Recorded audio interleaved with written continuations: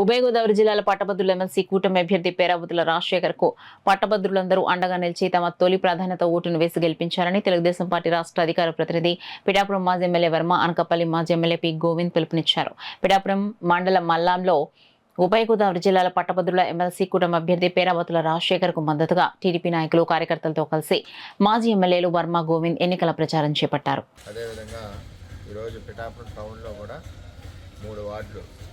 ప్రచారం చేసాం. ఎంచేదంటే చదువుకొని ఖాళీగా ఉన్న మరి అన్ఎంప్లాయ్మెంట్ గ్రాడ్యుయేట్స్కి ఇప్పుడు లోకేష్ గారి నాయకత్వంలో 6,33,000 కోట్లు పెట్టుబడులు తేవడం జరిగింది. వారందరికీ కూడా ఉద్యోగ అవకాశాలు కూడా ఆ కంపెనీలో కల్పిస్తారు. అలాగే డిఎస్ఏ వచ్చేసరికి 16,000 కోట్ల దగ్గర 16,000 జాబులు డిఎస్ఏ అనౌన్స్ చేయడం జరుగుతుంది ఎలక్షన్ కూడా అయ్యాక.